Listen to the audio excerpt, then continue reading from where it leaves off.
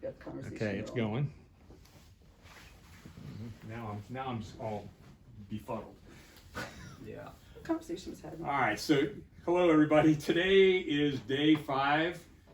This is take 2, day 5 of the Trouble with Normal Always Gets Worse tour. And up to today, I've been traveling around the state. Today, PK and I spent some time in other places. But what we've been doing is we've been talking to people who are engaged in interesting fights, fights that have inspired me. That's one of the reasons I reached out to folks. And today we're talking with 2 folks, but today, right now, we're talking with Frank Fortino. I met Frank, first I met Frank at Occupy Biden, which was an action that was outside of Wilmington, very close to Joe Biden's home. It was a week-long encampment, less than a mile from Joe's place, and it involved several walks down to Joe's, demanding a climate. He declared a climate emergency, but I met Frank there. But what really cemented Frank's being an inspiration to me happened shortly after that. I had mentioned at Occupy Biden that I was involved with an upcoming action in Euclid Township.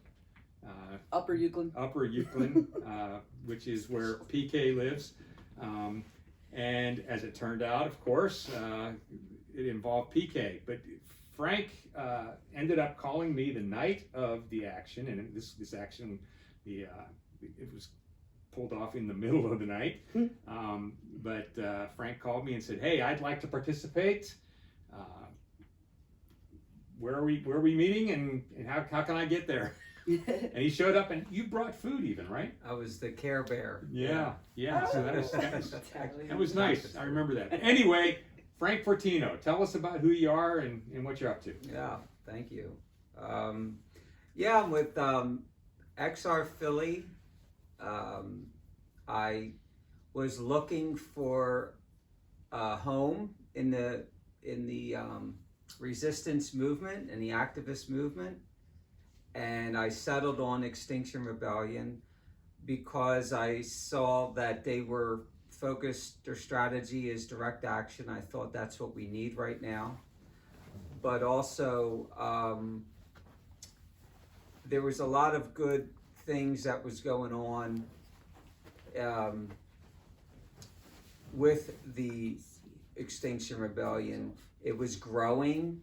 The climate crisis was in everyone's consciousness. It was really gaining a lot, and I thought I could bring in the other forms of oppression into this energy that was starting within XR and the climate movement, because I see the climate crisis is a symptom of centuries in this country, centuries of exploitation of people, exploitation of nature, and of labor.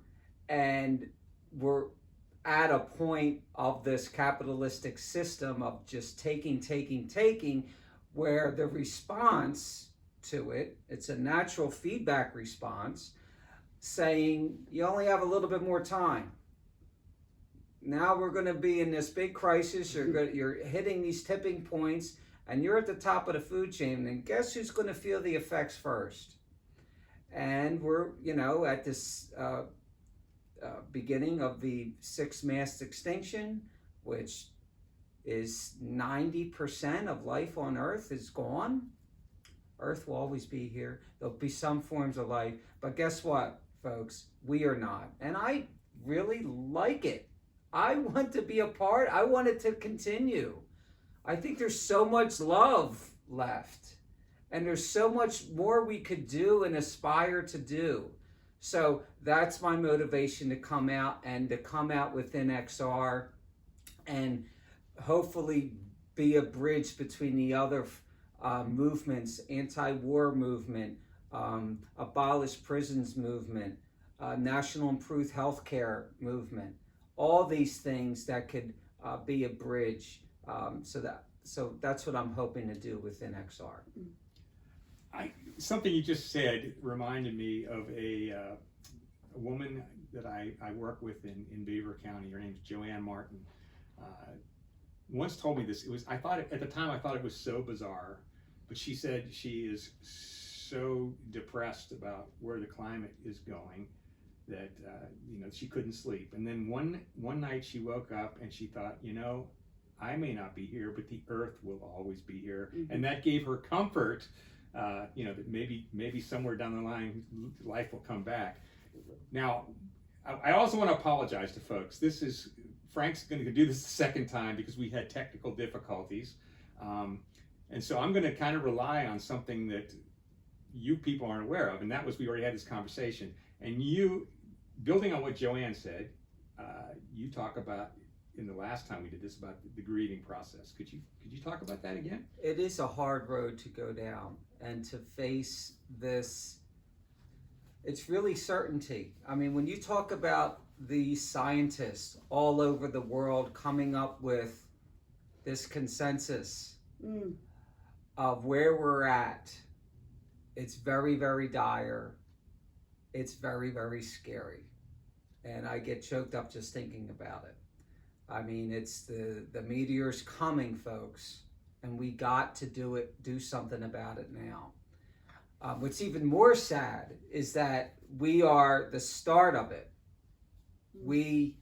It's because of us, and it's because of when I say us, I mean primarily the global north, right? Yeah. Because that's another thing that's happening here, that we're trying to shift the blame, or asking those in the global south to sacrifice as much as we should.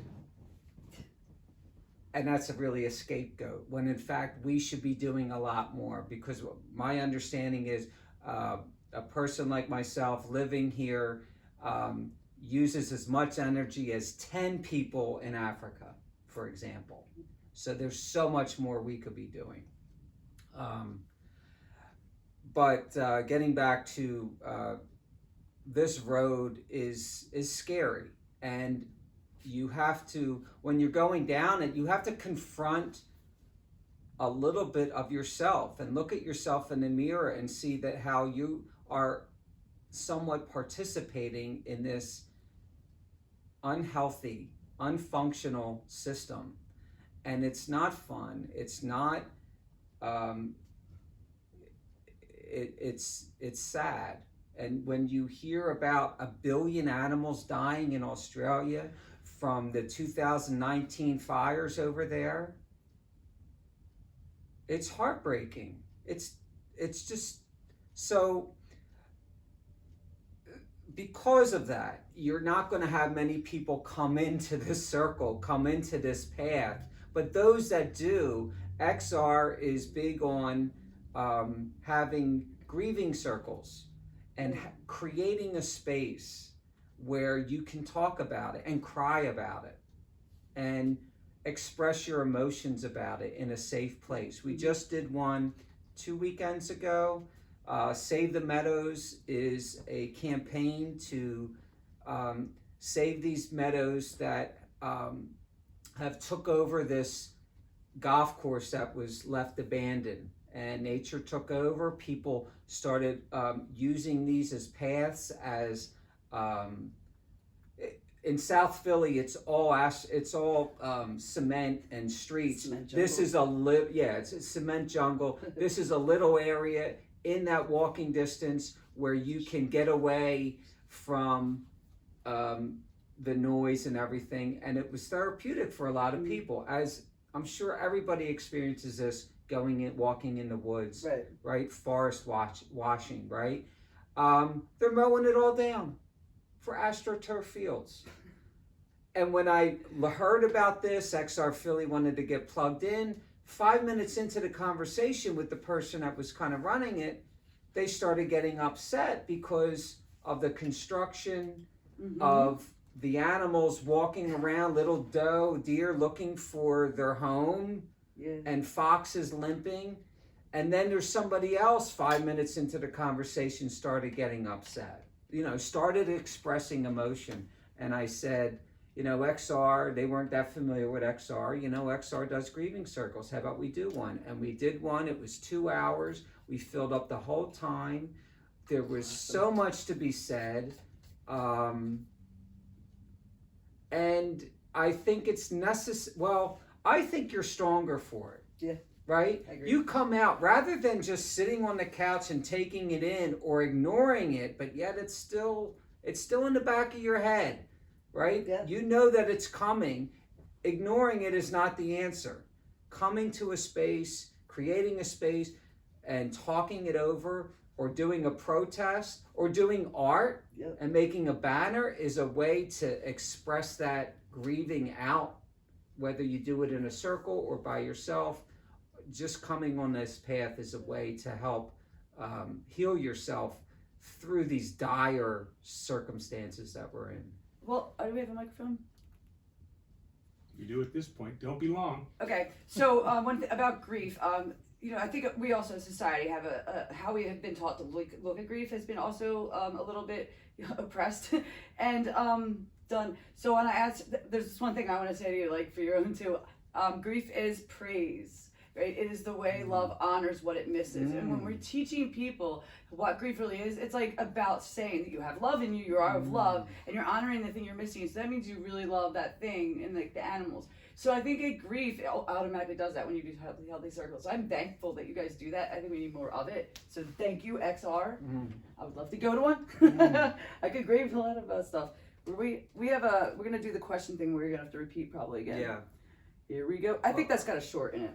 It must. It does. It's okay, but we got this because we've already done this before. So, do we want to move on? Let's talk about depression, the oppression. How do we want to formulate that as a question? I don't know, but I really I just think thank you. Yeah. That's exactly it.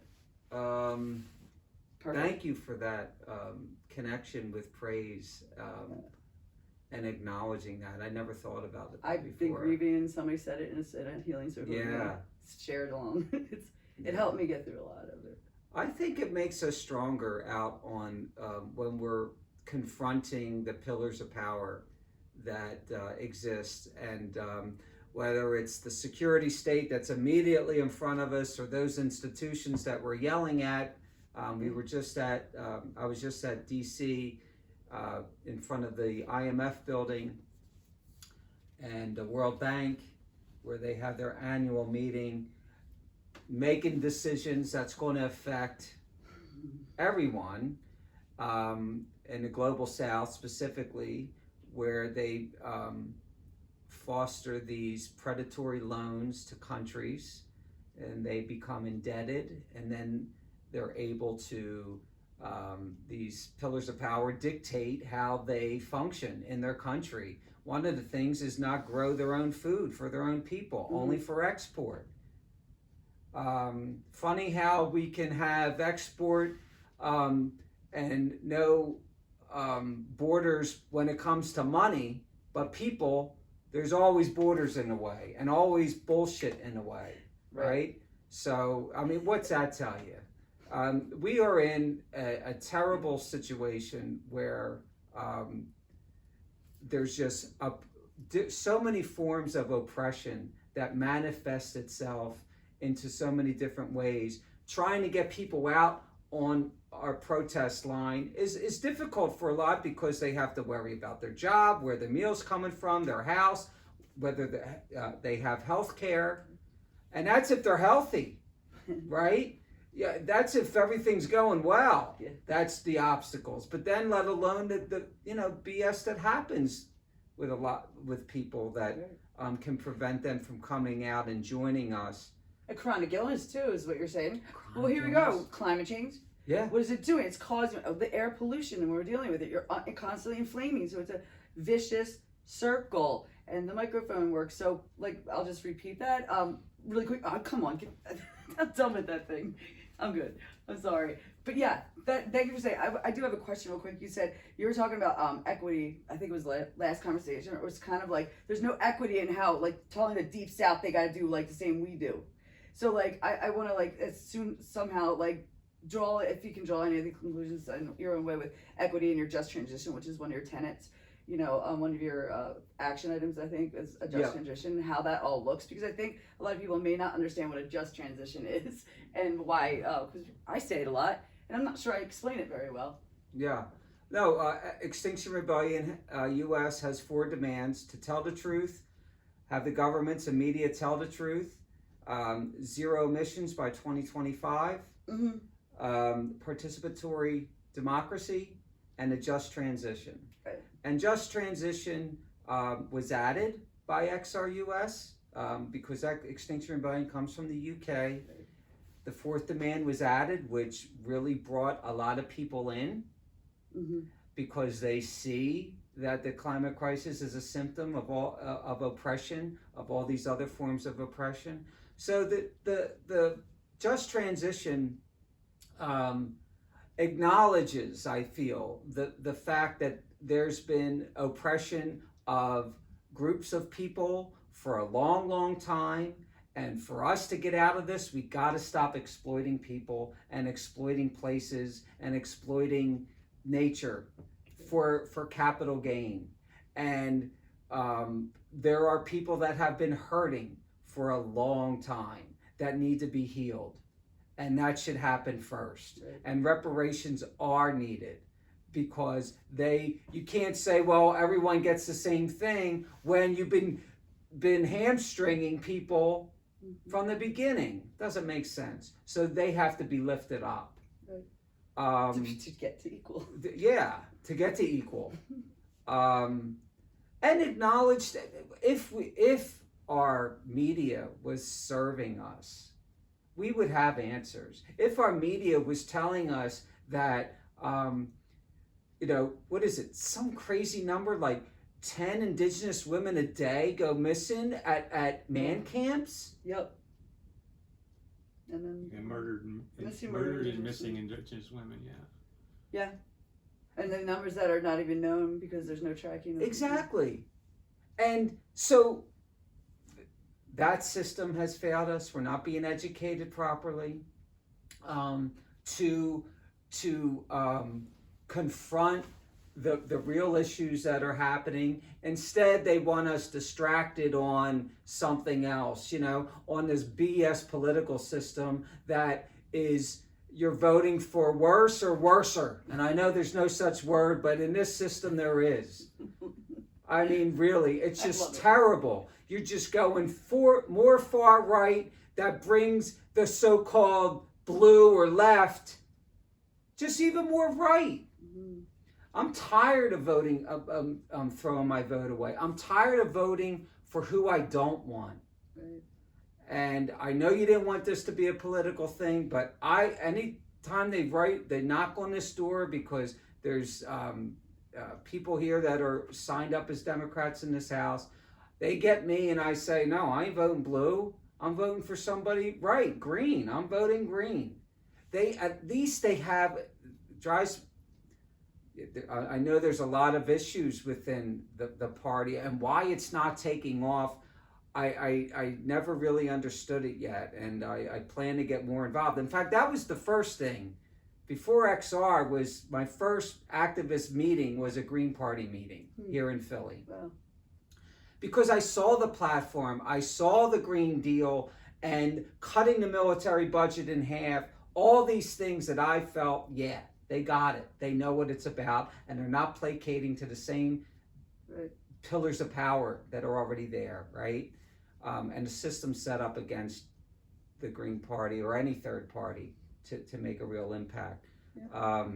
Why I was getting there. The people have power is why when somebody says, I'm not going to vote, like, you're right. And it doesn't, I know you didn't want to be political, but you're absolutely, because everything you're saying in the platform is actually what we're actually going out as activists and fighting, correct? I mean, maybe comment and draw it into that, like saying like, what you do and why you do it. All those things would address if somebody would do that and actually do it. Well, where would we be? We'd have nice lives. Yeah. So, yeah, why isn't it more attractive or more popular, the Green Party? I scratched my head at that because it does appeal, and it appeals to blue and red people. Oppression. right? People on both sides. Yeah. Yeah, okay, you're going to have the radical rights and stuff like that. You'll never get them. But there's people that want that identify themselves as Republican and blue, and if they listen, if they focus on the issues, the Green Party's got it. The Green Party wants to eliminate those pillars of power that have already strapped us into coming out of college and being an indentured servant,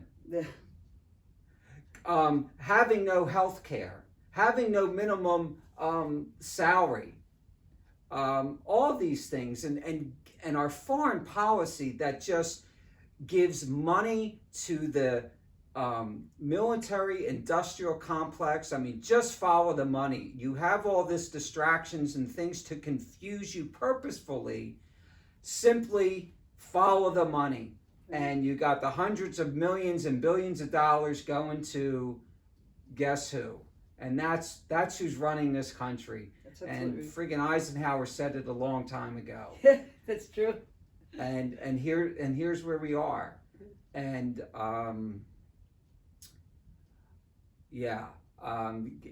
I forget where we were going. And let me change this. Yeah, it's gonna go. There's the Poor People's Campaign has they have 5 systemic evils.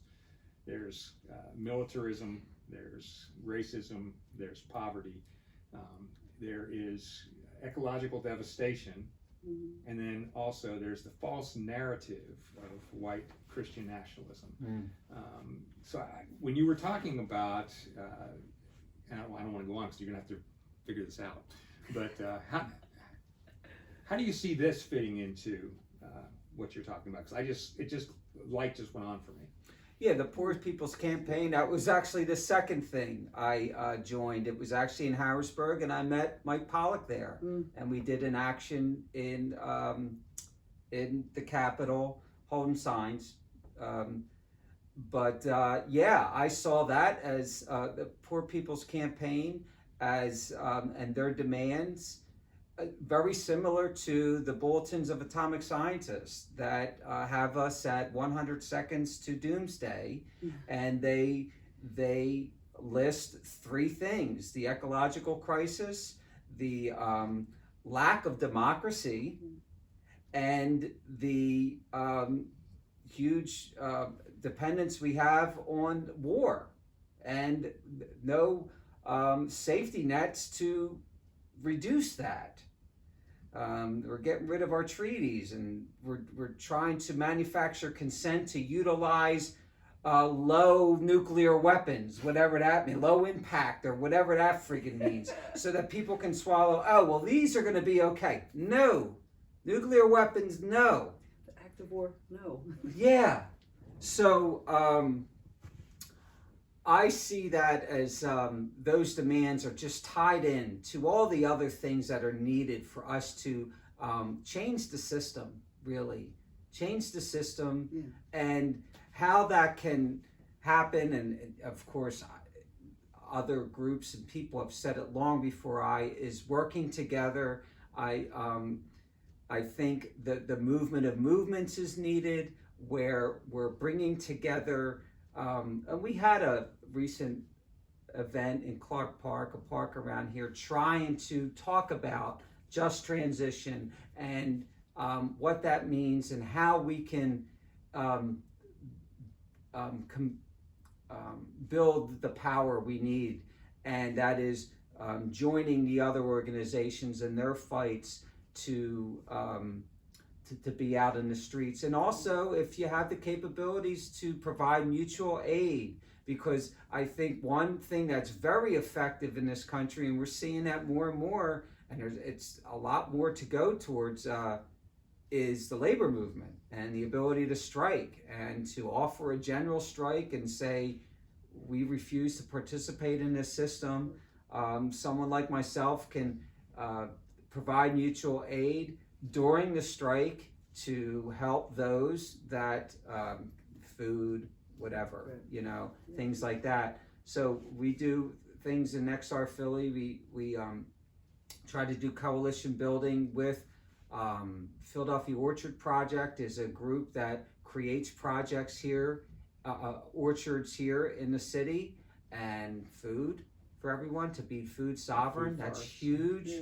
It's food sovereignty, right? Yeah, I mean, that's huge to be able to do that. And it's local, and you're not using pesticides, and all that kind of things that go with it. That's where we need to go. There's answers there. Those answers are out there. Yeah. We know how to do it. The system doesn't want us collaborating and doing it because why? It's not profitable for those. I mean, we're talking about our water and air, right? Right. That is free, right? For the most part.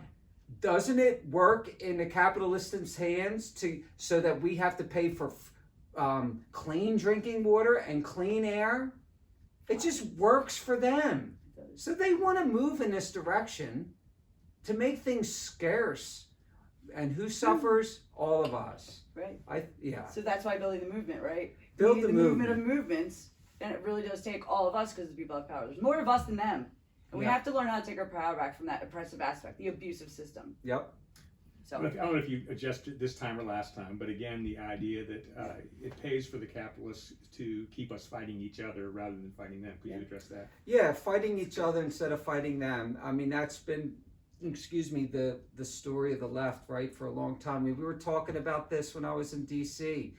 You step into an organization and you expect your battle line to be with whoever you're resisting, right? The IMF building and the security state. But then you get suckered punched by BS that's happening within your organization, right? And that slows your effectiveness down and your energy down. There's things in place. Conflict resilience is a working group that is necessary for any organization to work out those conflicts in an open, transparent way, independent. You get immediate, whatever's necessary. Extinction Rebellion has a whole, wants to launch a whole working group as part of that. I'm not only part of Extinction Rebellion Philadelphia, but also XRUS. I'm part of the tech working group. We have national working groups. We want to launch more national working groups, and one of them would be conflict resilience. We just relaunched this XRUS. Awesome. Conflict resilience is needed because we keep getting in our own way. There's also, I think, a case for infiltrators it's documented, right? They sit in there and they know where the buttons are, and then they push it, and then next thing you know, we're focusing on that rather than the pillars of power. Yeah, even beyond, you talked about the conflict on the left. For me, I live in a very rural place, and I hate the term, but I live in Trump country. But when I talk to my neighbors, what I find is that on a hell of a lot of issues, we agree. And one person in particular, Craig Stevens, I'm thinking. Oh, yeah. I met Craig Stevens. He's a fierce anti-fracker. Yep. But I met him at a Black Lives Matter thing in front of the Justice Department shortly after Michael Brown was murdered in Ferguson. Didn't know until then that Craig Stevens is a Tea Party patriot, very right wing. And he told me that, and I was shocked. And I said, "Why are you here, Craig? I don't understand it." And he said to me, "Look, Mike, you and I probably agree on 80% of things. Let's win the 80%, and we can fight about the 20% in our victory party." He's a staunch anti-vaxxer, though. Yeah. Yeah, there's lots of, there's a lot of things we agree on across the political spectrum. And an example I can give, I traveled to New York for work, and I was with a person that I know to be on the right side of the political spectrum. But we sat down for hours and had a few drinks, and you talk about the issues rather than the distractions, rather than the label. You find a commonality. Yep. That makes sense. Okay, there might be some kind of racism that's getting in your way to be the excuse of, no, I don't want universal health care because they're taking all the money. But if you talk about the issue and say, who's really taking the money? They'll agree with you that it's the power elites. Yeah. guy in We the were park. actually talking about this yesterday. The guy in the park. That was so Well, the weird. guy in the park too. Yeah. He totally agreed when we said get corruption. He went right to it. Yeah. But he said, oh, the air quality and everything was But weird. we also were talking about the Yeah. racism thing. Yeah. I think it was you that were talking about one of your relatives who loved that black person, but the rest of them, you know. Yeah, but if you know the people, then they're cool. Yeah.